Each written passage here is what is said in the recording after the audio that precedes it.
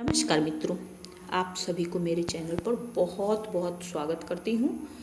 देव उठनी एकादशी के बारे में तो आप लोगों ने सुना ही होगा। बहुत लोग होंगे जो 24 के 24 एकादशी करते होंगे। तो देव उठनी एकादशी अपने आप में बहुत ही महत्वपूर्ण है। इसका शुभ मुहूर्त क्या है, एकादशी की समाप्ति कब होगी, एकादशी कब से कब तक के है।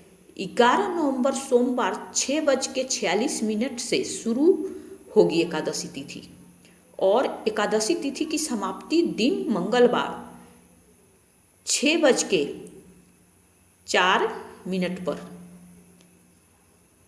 समाप्त हो जाएगा। तो इस दौरान आपको ओम नमः भगवते वासुदेवाय नमः का जाप हमेशा करते रहना चाहिए। और जानते हैं कि एकादशी के बारे में कि क्या होता है। देव उठनी एकादशी को प्रबोधिनी एकादशी भी कहा जाता है। हिंदू धर्म में प्रमुख त्योहार है ये। ऐसी मान्यता है कि 4 महीने की योग निद्रा के बाद यानी कि योग निद्रा से भगवान विष्णु जागते हैं। यह दिन कार्तिक मास के एकादशी तिथि को आता है, जिसे ग्यास एकादशी के नाम से भी जाना जाता है या कहा जाता है। तो एकादशी के दिन हमें सुबह में ही नहा धो करके ओम नमो भगवते वासुदेवाय नमः का जाप अवश्य ही करना चाहिए, क्योंकि भगवान विष्णु हम लोगों का पालन पोषण करने वाले हैं। और इस पर्व के पीछे एक पौराणिक कथा है। कहा जाता है कि एक समय भगवान विष्णु ने आषाढ़ शुक्ल एकादशी, देवशयनी एकादशी जिसे कहा जाता है, को विश्राम करने के लिए योग निद्रा में गए तो योग निद्रा में चले गए थे।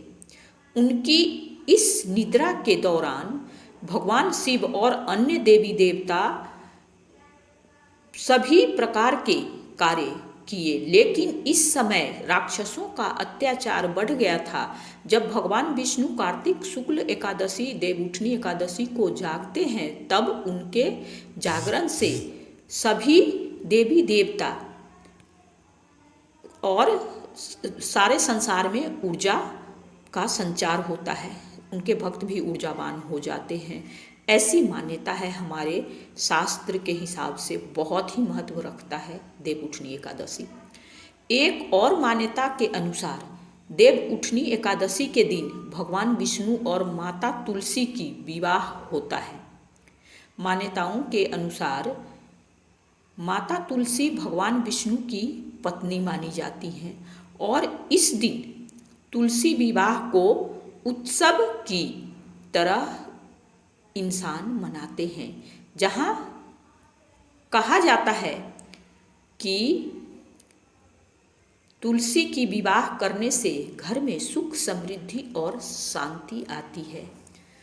तो हमें तुलसी विवाह किस तरह से करना चाहिए ये तो शायद आप लोगों को पता ही होगा, लेकिन जो लोग व्रत रखते हैं उनको ओम नमः भगवते वासुदेवाय नमः का जाप निरंतर करते रहना चाहिए।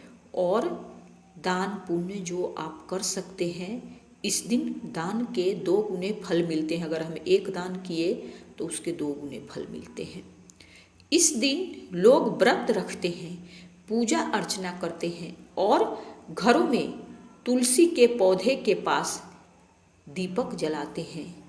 इस व्रत को धार्मिक महत्व यह भी है कि इसे करने से व्यक्ति के पास सारे पाप व्यक्ति के पास जो भी व्यक्ति के पाप कर्म होते हैं या पाप, वह समाप्त हो जाता है और उसे मोक्ष की प्राप्ति होती है। तो देव उठनी एकादशी बहुत ही सारे एकादशियों में दूसरे नंबर पे आता है। एक तो ज्येष्ठ की निर्जला एकादशी है, जो बहुत ही अपने आप में महत्वपूर्ण होता है।